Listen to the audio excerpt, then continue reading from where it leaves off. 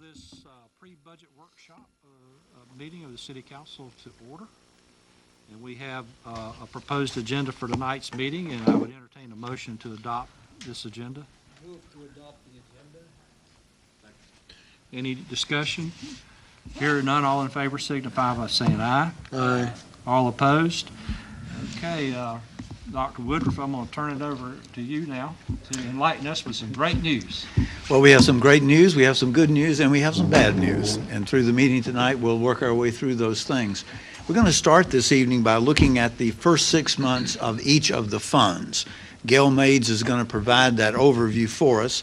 After that, we're going to talk about our commercial garbage collection, then give you an update on the capital improvement program for this year. Then Gail will come back and give you information relative to the revenue forecast and the assumptions we're building into next year's budget. We will then give you a progress report on our goal of removing from the budget $750,000 to offset privilege license loss. We're then going to give you an update that is a follow-up to your summit in December with your advisory committees, so you can see some of the things we're working on. And then we're going to be talking about major tasks that you may want us to include in the budget, and of course any other items that you'd like to add. So with that, I'm going to turn it over to the finance director, the beautiful, talented, and wonderful, and always saying no, Gail Mades. All right, as Dr. Woodruff said, we're going to talk about where we're at for 6 months in FY15. That will be December. To start off with, let's talk about the fund balance. Where we ended FY14 was at $8.2 million, and FY15, if we spend all of the fund balance that we budgeted, will be at 6.2. As y'all know, that's not likely to happen. We may end up about the same place. And then for the general fund, as you can see, the ad valorem taxes, we've collected 81%. That's just about where we were last year this time. So I think we're faring pretty well there. And then the sales tax, we've only collected 26%, but if you remember, that's only 1/4 of the taxes, so we're right about where we need to be with that. All the other revenues, we're right at 57%, which is about where we would be.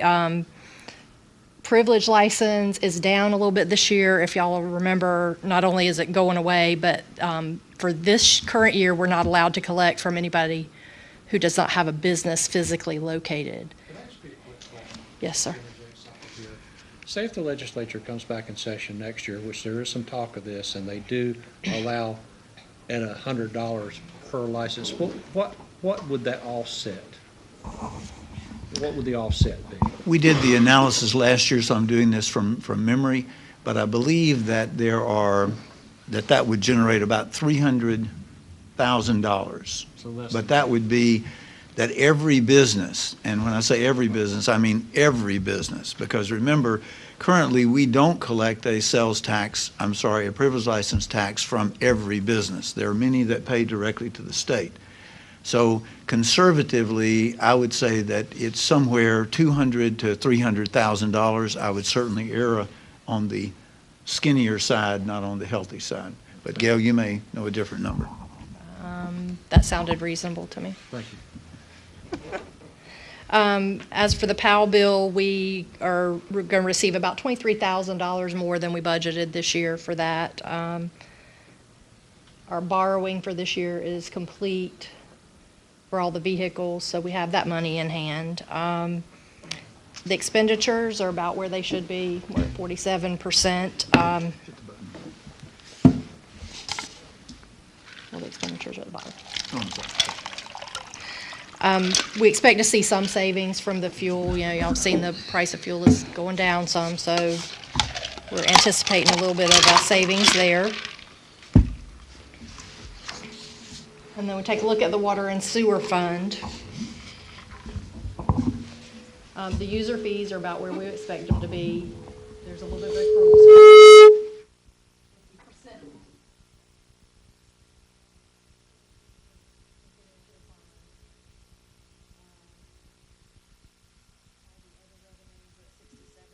That's about where we expected it to be. The expenditures are at 38%. We have had some major expenditures this year. Failures, there was, the Meadowbrook project was $260,000. And if you need to know more about it, Pete and those are here to. What project was it? Meadowbrook, we affectionately refer to as Pete's Canyon.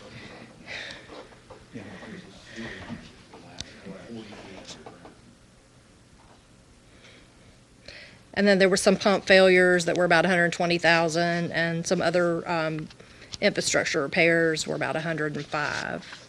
I would remind you on those types of expenditures, they're not actually capital projects, even though you spent 200 and how much? 260 on the Meadowbrook Yeah, project. Meadowbrook, 260,000. That comes out of the operating side. So, once again, while it was very difficult and an unpleasant thing to have to address the rates this past budget, if you had not addressed those rates, that would have really put us in the hole even worse.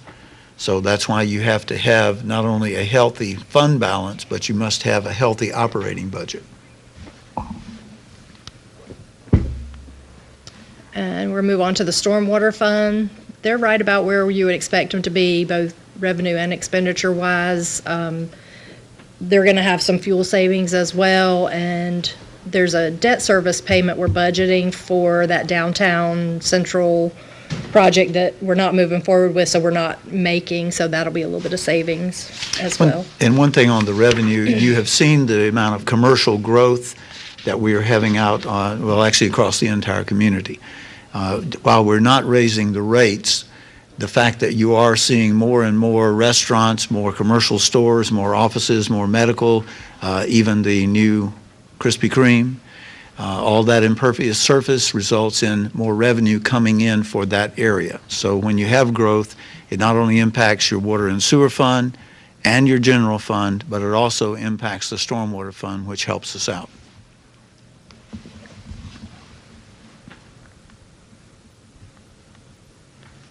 Okay, the solid waste fund, overall, the revenues, the charges for services are at 52%, which is right about where you expect them to be.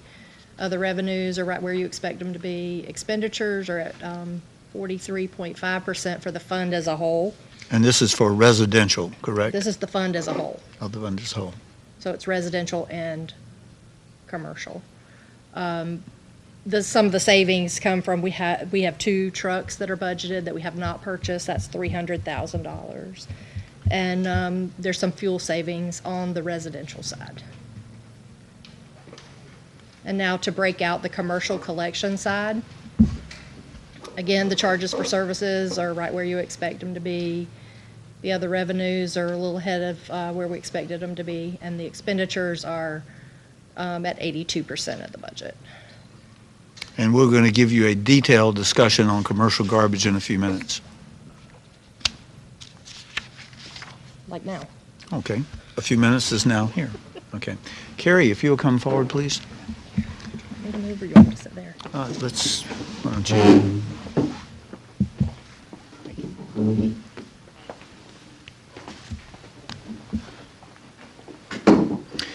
Under commercial garbage, we're going to talk to you about the implementation approach we took to get into this business. We're going to show you revenues, our expenditures, expenditure issues that we're having, customer service, and then moving forward. I'd like for Carrie to start off by talking about the implementation and really customer service. So if you would, please. And to move forward, just hit that. Yes, sir. If council remembers, back in March, April of 2014, council approved the city of Jacksonville getting into the commercial dumpster service collection business. At that time, we hired 6 employees, 4 drivers, 1 backup driver, and a mechanic to go with that program. We also purchased 5 refurbished front-end trucks, 1 container truck, and 60 recycling dumpsters, and began the service on July 1st, 2014. Of the 6 employees, 1 was through, again, fleet maintenance. 4 of those drivers were promoted from within, and 1 driver was hired from the outside. Back in 2014 as well as now, we looked at the benefits of getting into the commercial dumpster service business, and we wanted to have, control of the quality of service that we gave to the customers. We wanted the ability to address customers' complaints directly. We wanted to get real-time information so that we could provide the type of customer service that we felt the commercial customer deserved. We also felt that we would have fewer missed pickups based on how we felt we would attack the customer service part of our plan. We also felt that the flexibility to respond quickly to customer service requests would be a benefit to the service, as well as the opportunity to expand the services into recycling and into rental of dumpster containers. We also felt that this would give us an opportunity to increase and encourage recycling participation by the businesses so that we could increase our commercial recycling program. Again, on June 2014, we took over the commercial dumpster service program from a contractor, and we took over 839 businesses. That equated to 1,120 dumpsters. Right now, we do 2,529 collection stops per week. When we took it over from the contractor, it was 2,414. We have 58 now dumpster recycling customers. We have 174 recycling rollout customers, and now we are in the dumpster rental business with 7 customers thus far. The program, as far as the customer service aspect of it, has been excellent. We have made some direct contact with business customers and developed some good relationships with those customers. We've been able to do some service to these customers that are a little bit out of the ordinary. We have helped businesses on Western Boulevard when dumpsters have not been accessible to them. We've supplied them with dumpsters in order that they can maintain and continue their service. We've gone around to the customers' corrals and sort of cleaned up and helped with the recycling part of it. Some of these customers are not in the recycling program at the present, but we've gone into these containers and these enclosures and picked up the cardboard that was scattered around, and this has helped us as far as our interaction with those customers and our relationship with those customers. So the program, as far as the customer service aspect is concerned, has been very good. I think all of the business customers like the direct aspect that they have with the city of Jacksonville. They know that if they call us, that we will go out and respond to that customer, and we don't have to wait for a response from a third party. So in that relationship, I think our relationship with business customers will improve and continue to improve, and I think we'll continue to see an increase not only in the rental of our dumpsters, but in the recycling part of it, as well as our rollout customers that use our rollout containers. With that, I'm going to turn it back over to Dr. Woodruff. Thank you. I think from a customer service standpoint and the quality of service, we met the goals that you had. Unfortunately, the financials have not worked out as projected, so let's look at those. You'll recall the recommendation that we gave you was to set this up as an enterprise fund and that it would have to be self-funded. At this point, it is not self-funded. Fees and service levels determine what our bills are. Unlike residential, where you have one fee for all homes, on commercial, it's based upon how many pickups per week, how large the dumpster is. And of course, the FY budget was about $1.3 million. If you'll look at the revenues, you will see that the Monday through Friday fees are pretty much where we thought they were going to be. You know, just do the simple math and you'll see that we may be, $20,000 or $30,000 ahead at the end of the year. Extra pickups, we believe that we're going to be, year to date, we're already at 8,000. The budget was 10. On the other hand, we had insurance recovery. What is that? You'll recall that we had an unfortunate accident with our 2008 truck, and it was totaled. So we have a revenue. In a minute, you're going to see it offset with an expenditure. We have an insurance recovery fee of roughly $105,000. You also have fund balance loan. Now, what is that? In order to get into the business, we had to purchase equipment. It was agreed that there would be a loan from the general fund to this fund to purchase the equipment, and then it would be paid back over time. On expenses, you will notice salaries are pretty much in line, and we're going to go through each of these in more detail on subsequent slides. Overtime, we did not budget, and we'll discuss that. You'll also notice that fleet charges, we are way beyond what we had projected. Fuel, we have already completely consumed the fuel for this year. Insurance, What goes into fleet charges? if you'll give me 2 slides, I'll come back to it. Yeah, this is the bad news overview, then I'll give you the bad news individual views. Yes. Salaries, 5 drivers, 1 mechanic, we are within budget. We assumed at the time that we put this together that there would be 5 trucks, that there would be 5 routes run on Monday and Friday, that there would be 4 routes run Tuesday, Wednesday, and Thursday, and that there would be one route on Saturday. Within the salary line item, that pays for the first 40 hours of the employee, and it pays all their benefits. In that area, we are fine. Where we're not fine is in overtime. We did not budget any money for overtime because we made the assumption that we would be able to do this within an 8-hour workday. The causes for being over and having overtime, though, are these things: equipment repairs and the accident. Now, let's talk about equipment repairs.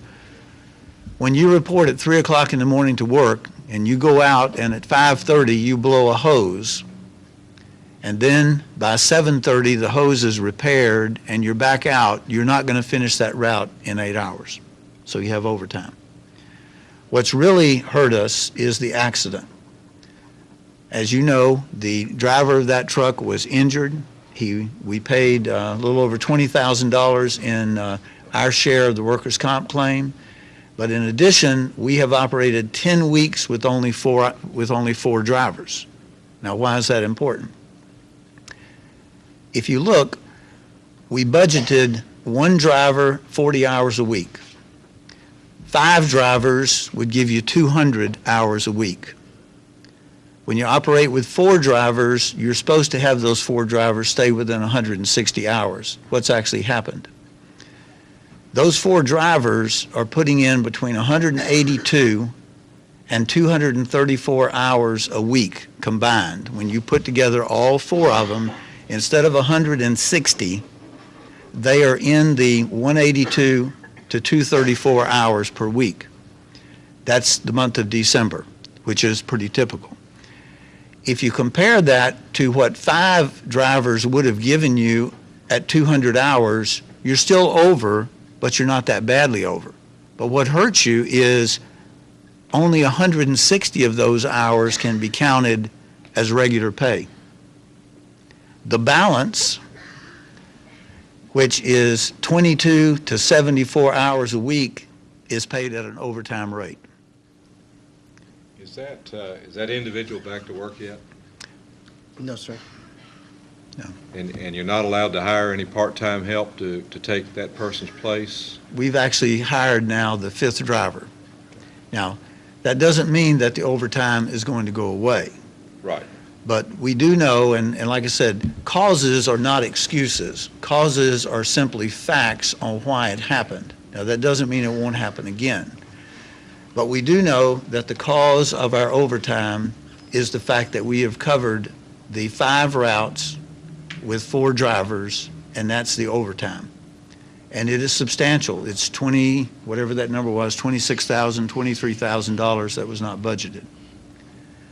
What's our solution on this? Well, the new driver has now been hired. And I believe, Kerry, you said that he has prior experience on commercial. Yes, sir. This is a gentleman that has over 2 years' experience. We hired him. He used to work for another contractor, and he started last Monday. Okay. Second thing is we're training a part-time driver from residential so that on days when we are having whatever difficulties we're having, that instead of that residential driver doing what he would do on the residential crews, because we obviously have much more flexibility there, but we're not talking about that part-time driver being in an overtime position. It would be regular hours. The forecast for the remainder of the year is, we believe we're still going to spend around $10,000 for overtime. Pardon me.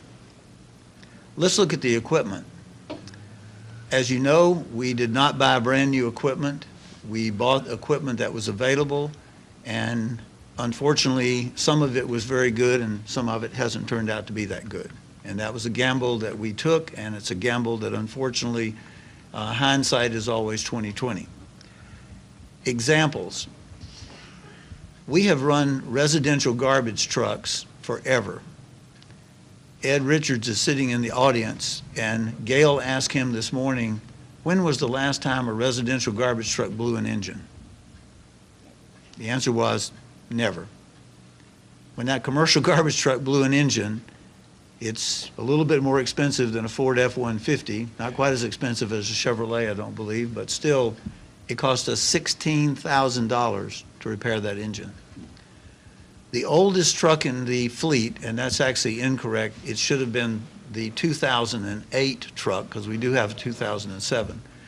2008 truck, which was the one that was wrecked, before it was wrecked, we put $40,000 into repairing that truck. Front ends, rear ends, hydraulics, it was just not a good purchase. We did the best we could when we were finding it, but it turned out to be a mistake. I don't want this to sound, we're very glad that the employee was not hurt, but in a way, we're glad that that truck is no longer in our fleet. It was eating our cake. Had it less than 4 months on service, and it cost us $40,000. Tires, we simply missed the boat when it comes to front tires. The residential trucks, because of the weight in the front and the turning to get into the corrals, and then the weight of lifting, we've gone through $36,000 worth of tires already.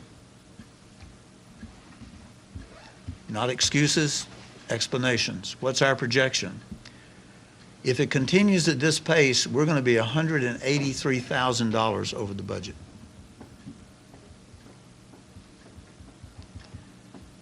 All trucks are now in better condition than they were when we bought them. That does not mean that we're not going to have substantial repairs. That does not mean that we're going to have few repairs. We could have another blown engine tomorrow. We just don't know. On the good side of this, part of the solution is we have replaced the 08 truck, the one that was wrecked, with the 2013, and hopefully we will have very few repairs with it. It came with very low mileage. So we have basically 3 trucks that are older and 2 trucks that are almost new, and we're already seeing a reduction in the repair bills, but the repair bills are still substantial. Fuel. The budget was $53,000. We've already gone through $58,000, and we assume we're going to spend another $58,000. Where did the budget number come from? It came from our experience with our residential side loaders and residential rear loaders. It wasn't as if we said, well, you know, somebody pick a number. Where the problem arose, though, was here. Our trucks, we assumed that they would run 6 to 7 hours per day. They're actually running 10 hours per day and some days longer. It's not the miles, it's the hours on the engine. You know, if you are out there and you only drive 1 mile, but in that mile you pick up 30 customers, that engine is running the whole time. And then, of course, we have Saturday pickup. What is our plan of action?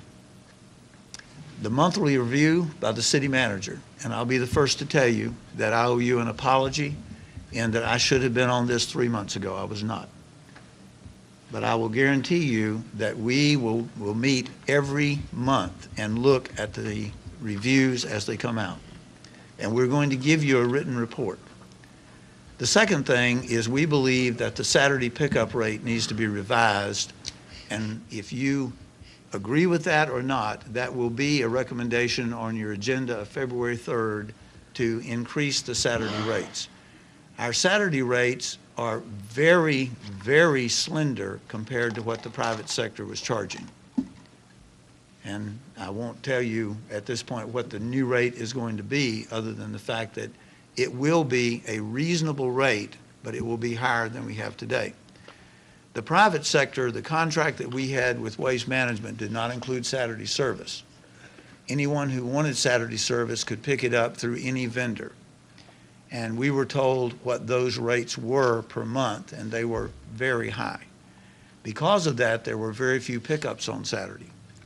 Now, because our rates are much more reasonable, and maybe too reasonable, we have many restaurants who want Saturday pickup. So we either need to eliminate Saturday pickup completely, or we need to go to a rate that gives us a reasonable return for having the drivers out there on Saturday. Just a quick, do you have special pickups during the week, like? Yes, sir. If a restaurant calls in, say like on Friday or Thursday or Friday, and they can see that they're going to probably need to be picked up, Yes, have sir. an additional pickup, is that easier to arrange? It's very easy to arrange. Yes, sir. Kerry, you want to address that? Yes, sir, we have just about everything, to be perfectly honest. You can have the Saturday rate if you want to. An extra pickup, we can supply you with an extra pickup as long as we ask that you give us at least a day's notice, and we will pick that up. If a customer is picked up on Friday wants a Saturday service, we can arrange it for a Saturday service. So we're pretty flexible in what we can do and what a customer asks us to do. We're pretty flexible in doing that. One more thing. We have 5 routes. Is that what you were telling me? We have 3 collection routes. 3 And we were talking about using a 5th truck on Mondays and Fridays because those are the heaviest days. On Monday, we have about, I think, 677 stops. On Friday, we have, I think, 643 stops for 4 routes. So what we were anticipating doing is breaking Monday up and breaking Friday up to reduce the hours that the drivers would drive. Yes, sir. Yeah, that was a little note I put down here, is to possibly look at how that route was set up to reduce that burden. Yes, sir, and we can, and we are going to look at that. One of the problems that we have a number of times is that we are kind of restricted sometimes in where we can go at certain times. Apartment complexes and places that are close to residential households kind of asked us not to go in there until 7 o'clock. So a lot of times what we're doing is we're running the routes and bypassing these apartment complexes and then going to the landfill dump, then coming back and kind of redoing the routes a little bit. So some of the constraints that we have is that we have to be in these certain places. We can only be in there at certain times. Of course, that adds to additional fuel costs also. Correct, and additional hours. You'll notice the third thing is to review all rates and level of service. And the fourth is what you and Kerry were just talking about. That's to review all routes to see if we can find efficiencies. And then the 5th item is to prepare bid documents. Let's talk about that. At a point in the next month or so, you will need to decide, are we going to send this out for bid or are we going to continue this? At this point, I believe it's appropriate for us to prepare the bid documents and have them ready so that if we're not seeing anything positive come forward. I would also remind you, even if you go forward with the bids, you can still look at our real experience versus the current bids. And we're going to show you what the bids were originally. So another thing we're going to recommend is that we proceed to prepare bid documents.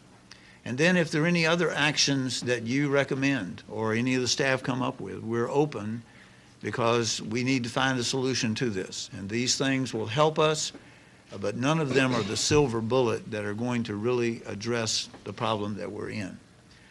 Let's talk about our options. For the rest of this year, we're going to, of course, fund the deficit by a loan from the general fund. And if in the future we stay in the commercial garbage business, we are going to recommend to you that that money be paid back to the general fund. As manager, I stood in front of you and said that if we're going to do this, it needs to be self-funded. It is not. The second option is to look at the Saturday rate increases. It is our intention to have it on your February 3rd agenda for you to consider a rate increase. Another thing we're going to have to decide is if we're staying in the business in FY16, are you going to have a subsidy from the general fund, or are you going to raise the rates to the point where it is truly self-funded? Rebid for privatization, raise city rates to match lowest bidder, and let's talk about that. One thing that we know were what the bids were roughly a year ago. Waste industry, waste management, I apologize, I guess we put waste industries down there twice. Waste management is the $5.99 figure. Waste industries came in at $6.76. Waste management came in at $5.99. They, of course, were your former purveyor of this, and the city was 36 cents less at $5.63. If you increase that today, if the city said, we're going to go ahead and increase our rates while we're in the business to the same level that waste management would have charged if they had gotten the bid, that would generate $15,000 more between now and March. Between March and June, because you would have to adopt it in February, and you're only going to have the benefit of it part of February, all of March, April, May, and June. That would generate $15,000. I would say to you, if we're going to privatize it, then we need to move forward, but most likely this new service will come at these rates or potentially higher. I do think that bidding it is something you should do because it will give you the latest data on what the private sector will charge you for this, and if their rates are still $5.99, you know it. If they come back in and say, no, because of this, this, and this, our new rate is whatever it might be, higher or lower, then you know that too. Lessons learned. Well, one thing I can tell you is customer service is not free, but I think you can be proud of the fact that Kerry and his staff have met and exceeded your customer service goals. We have met those schedules. It has been expensive. It is not free. We know that privatization had its drawbacks. I will tell you, I was not pleased with the service that Waste Management was giving. But it also has its benefits in that when things don't go as planned, the company has to pick up the cost, not the ratepayer or the taxpayer. Used equipment is an unknown. It's interesting. The 2007 truck has had very few repairs. The 2008 truck, it ate our cake. It alone almost consumed the entire budget for that repair item. Efficiencies are learned through experience. I believe that we run as good a residential program as anybody in the country.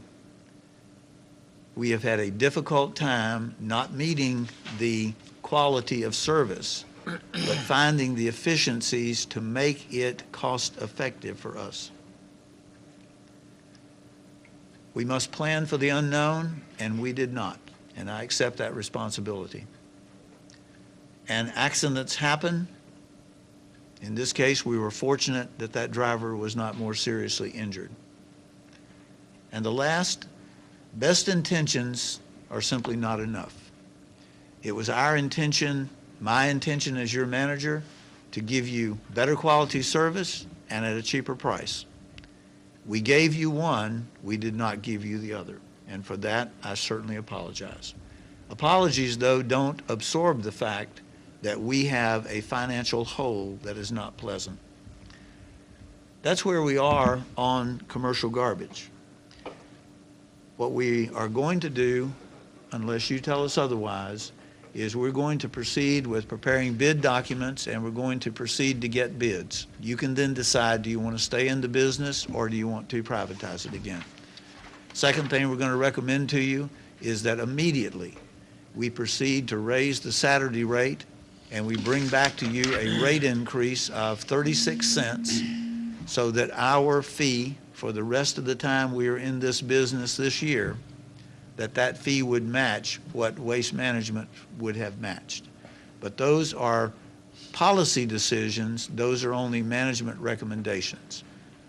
Let me allow council to have a little discussion on Please. this and see what we think here. Mike? Thank you, Mayor.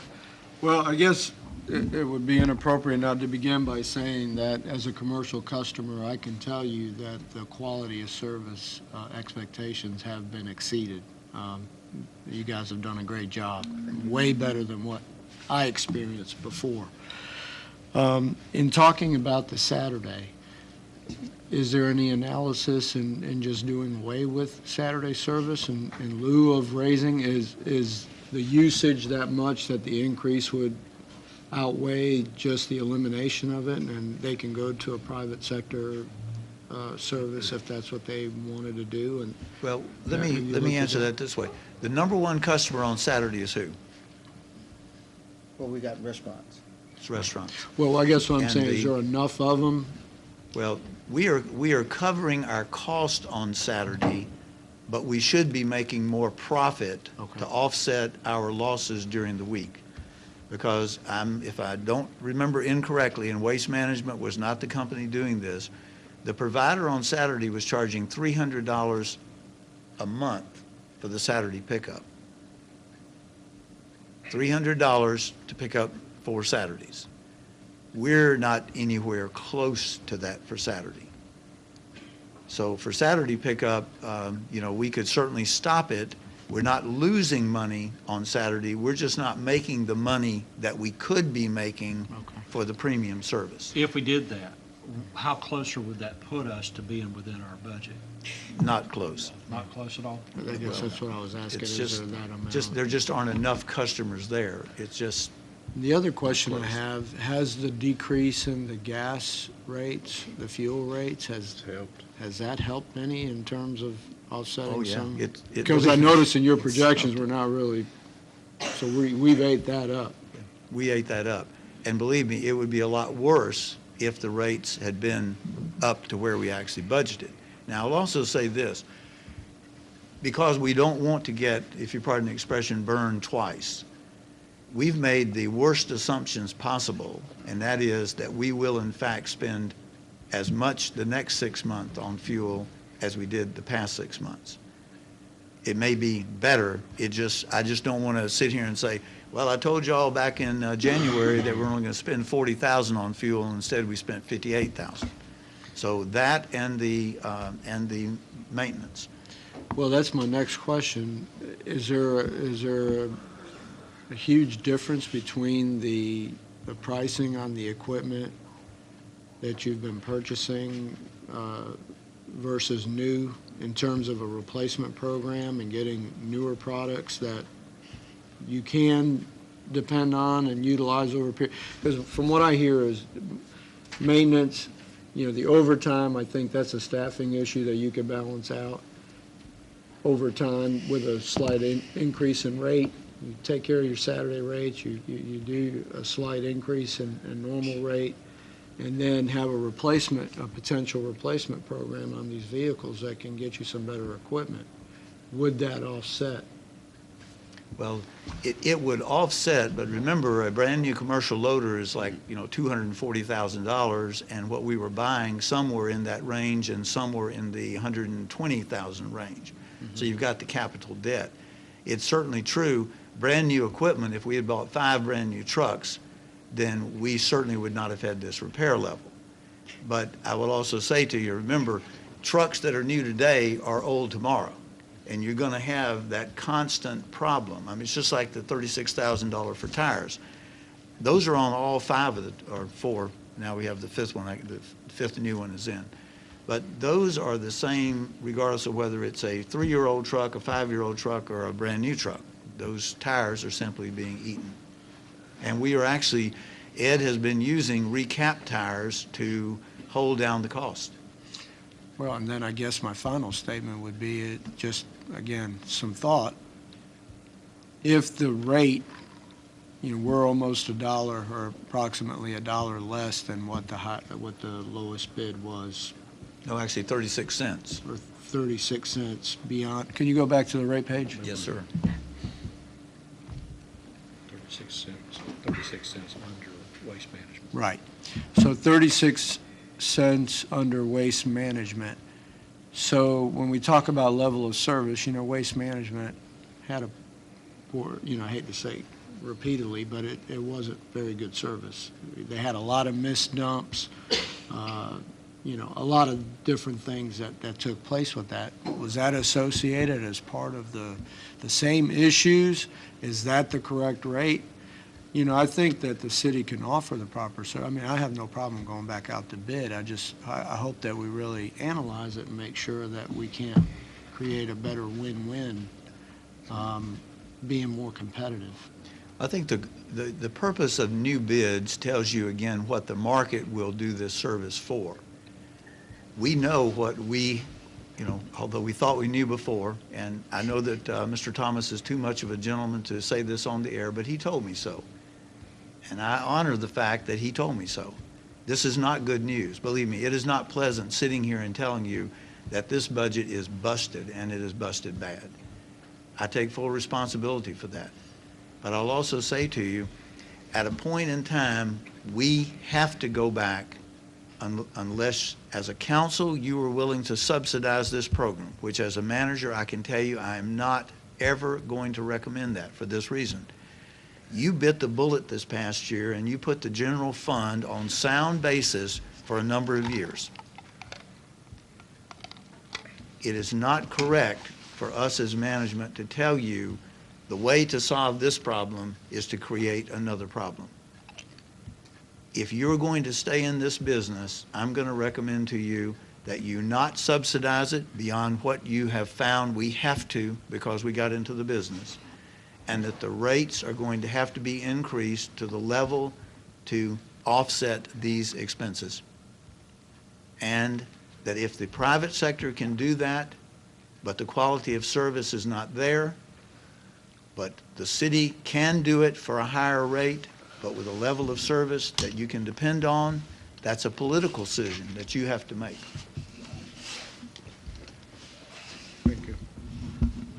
What do you think our current tipping rate is right now?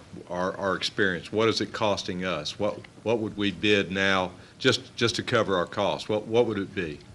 You have any idea? I can guess. Yes. I was going to just make the comment that looking at the figures that we were just shown for the past 6 months, to meet expenses, we would only need to increase the tipping rate by about 60%. From what I saw up there. 60%. You spent 82% of your budget with 50% of your revenue. So if you want your 50% to equal 80%, just multiply it by 60% and raise the rate, and we'll be even. Yeah, because at that rate, you couldn't even do it for $6.76.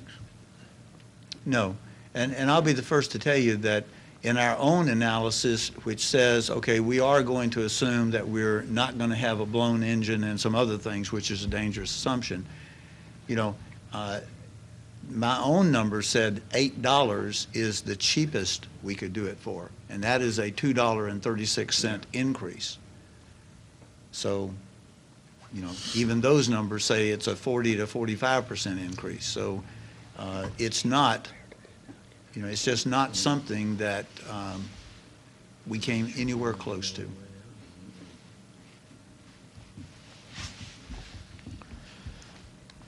Now, in the midst of all this joy and good news, do you have any other questions or do you have any suggestions? And does anybody oppose us proceeding with the plan of action that was laid out? Nope, proceed. Well, how would you structure bids in terms of our investment we have now? Would you bid that to sell the equipment as part of the bid, or what? No, sir, I think you'd be better off, to be quite frank with you. We've already made some contacts with the folks that sold us the trucks. There is a ready market for those trucks. Now, you may not get 100 cents on the dollar, but you're going to get pretty close to it. We obviously have debt service. So even if you privatize this beginning July the 1st, we're going to have to address the debt service by selling the vehicles And then any shortage between what's left on the debt and the money that we get for those vehicles, of course, that has to come from somewhere. And what about the employees? Well, you know, the bad news here is that we have a mechanic plus 5 folks who were hired for this job. Thank you. They would be given the opportunity to stay with the city, but not at that rate of pay. And we would have to figure out how we absorb them in as vacancies occur. When we did bid this, for what length of time would the contract have been for? My memory says it was for 5 years with extensions, but Carrie, do you remember a Yes, different sir. number? 5 years with 2-year, 1-year extensions. If And the that council was- approved. How about was there a possibility of a rate increase every year Yes, sir. for whatever? Yes, sir. The rate increase was dependent upon the council's approval. We would use the consumer price index.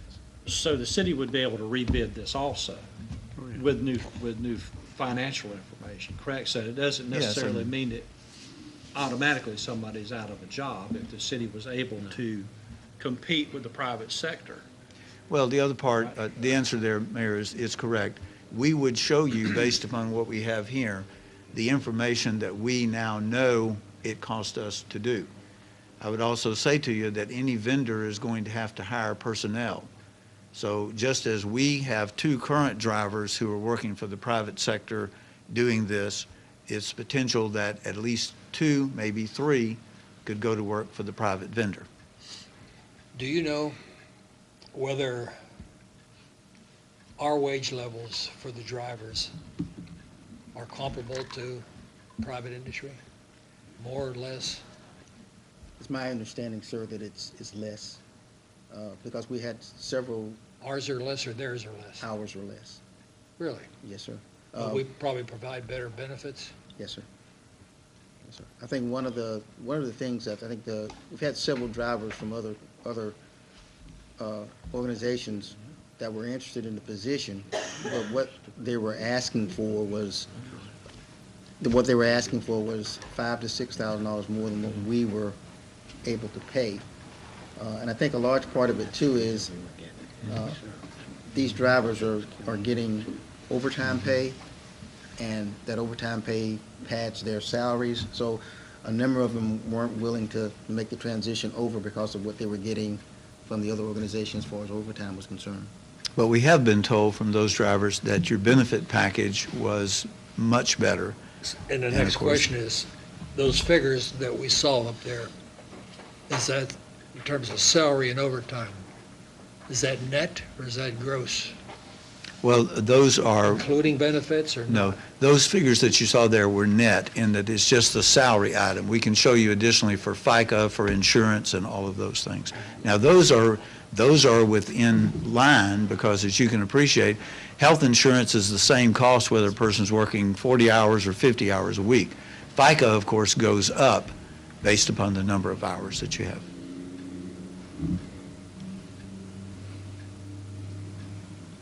Well, I mean, the I number. understand then that you're not including benefit costs as part of the operating cost of commercial garbage collection in?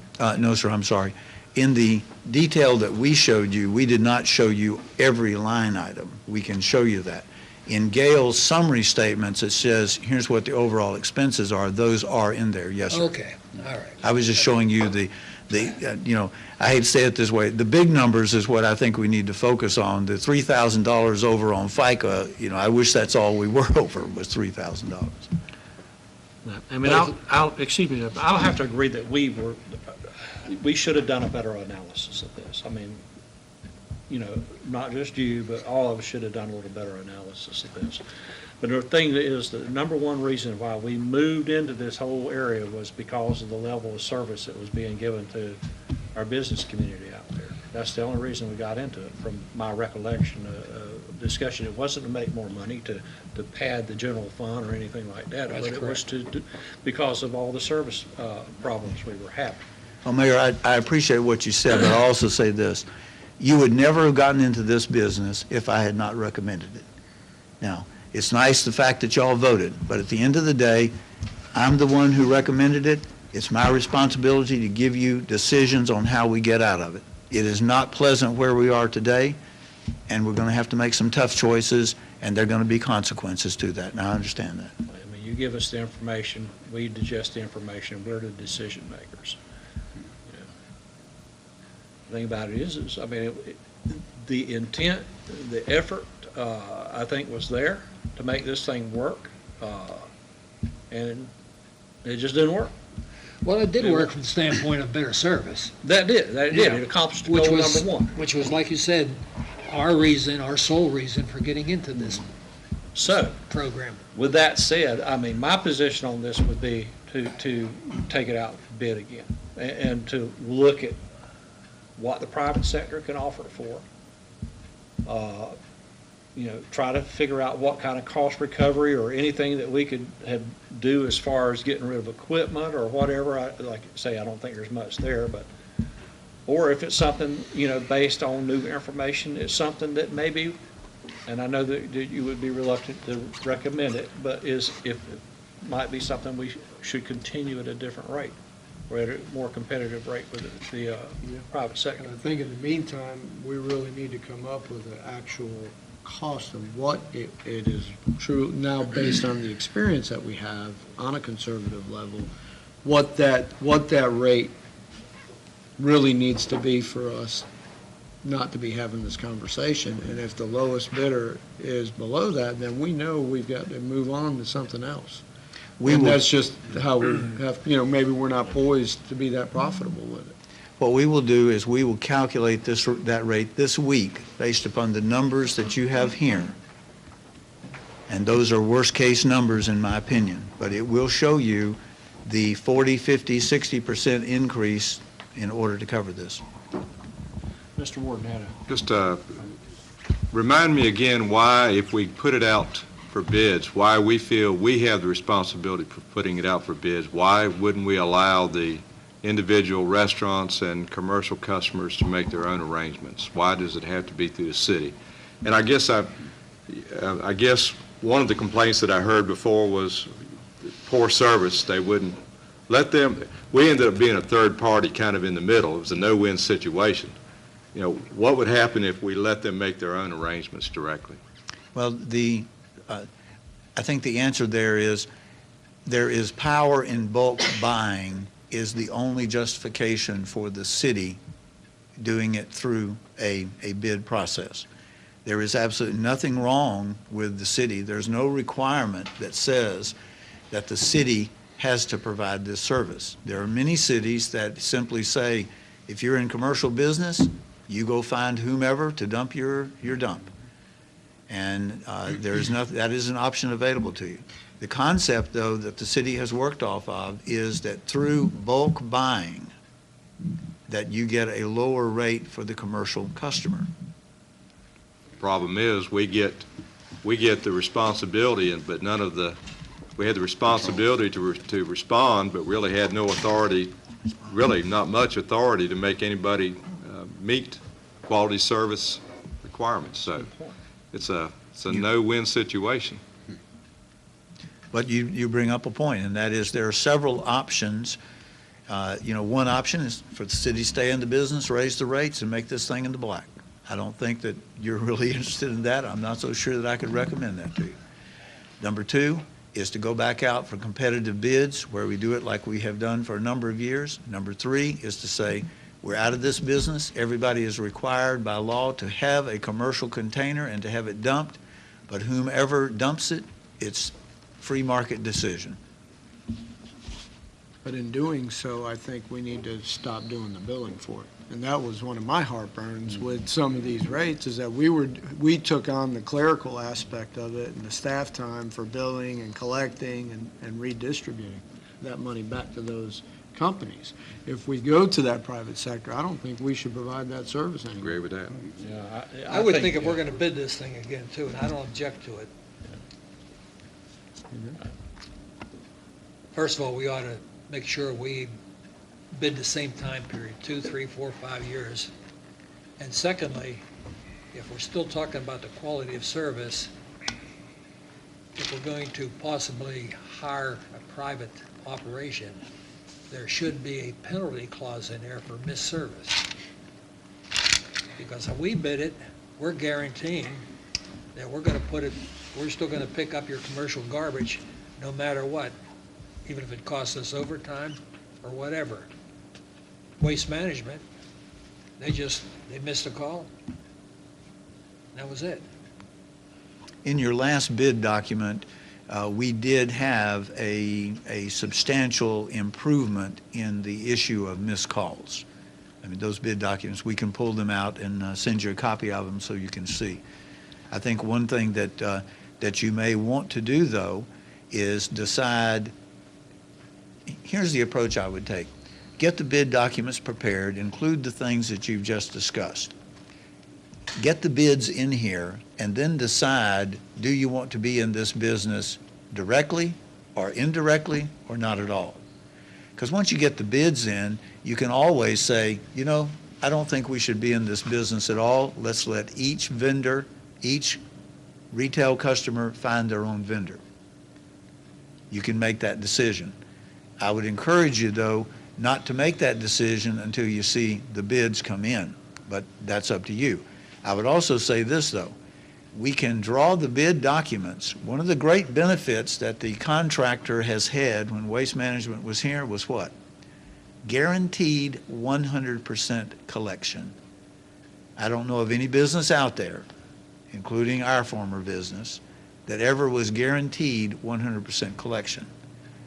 Under the former system, if it wasn't collected, the city ate it, but Waste Management got paid for it. That was one of the reasons why the bids or the rates were as low as they were, because we did the billing, we did the collection, they were 100% guaranteed.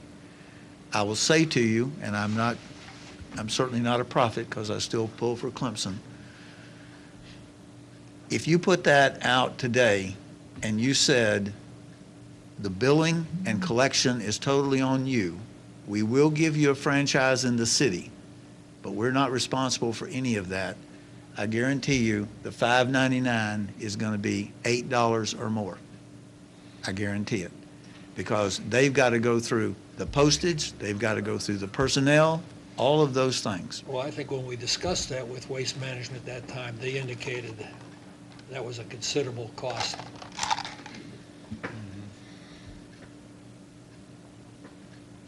In other words, their bid there did not cover that cost. No, their bid there. Ours did. Yeah. And again, you know, we are where we are. The plan of action is what we would recommend to you, and we will proceed unless you direct otherwise. How about with y'all? Are you all right with bidding it out and looking and see what it comes back as, and given those options that we're talking about there, either good, bad, or out of the business completely, based on that information? What do you think about that? Like Richard was just mentioning. I mean, you know, if that's what the cards read, that's what the cards read, you know? Well, I think, like he mentioned, if we're truly worried about our customers, the businesses, the blanket bid has got to give them the best value. Because if you've got assured of all the customers, you're going to be able to do it at a lower rate, as opposed to 2 or 3 people having to take a third. You know, we talk about the administrative. I see that truly as minimal for us. We're sending the bills out anyway. The water bills are going out to everybody. They're being collected, the remittance. That's not a big burden on us. I don't know what that would equate to us monetarily. Not much. I can't, because it's Doesn't just a matter. line on Set the it bill up that at- you're sending out anyway. But for the contractor to set For it the up, it would contractor, be a you cost. could structure the bids Yeah. with or without. You know, we didn't get some bids last time because some wanted exclusivity, which we've given to ourselves. We outlawed anybody else coming to town to do the business. But if we bid it out, that's gone, that's off Well, the table. we could obviously revise the ordinance, right? Well, that was the point I was going to make. Some appropriate time, maybe that's the appropriate time now. As you recall last time, I knew that mic. As you recall last time, as we delve into this and we're going through the bidding process, it was clearly discovered that the council never had made the waste management contract an exclusive contract. And so when it was bid out, it was not bid out as an exclusive contract track. We have never, the council has never made the bidding here to have an exclusive private vendor contract. Having said that, everyone kind of presumed that it was a private exclusive. And only through the bidding process, I know that not Waste Management, but Waste Industries raised their hand and said, well, we never knew that.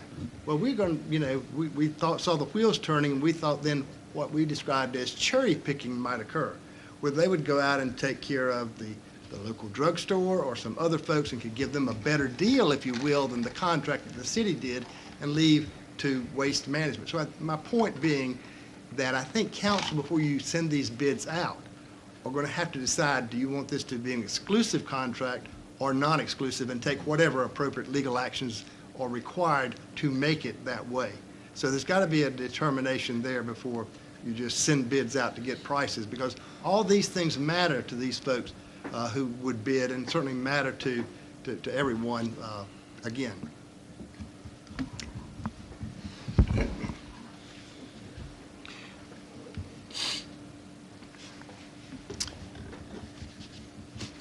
Mayor, can we take a 5-minute stretch and we'll come back and begin again? Sure. Is that Let's acceptable? take a recess. Thank you. Good job.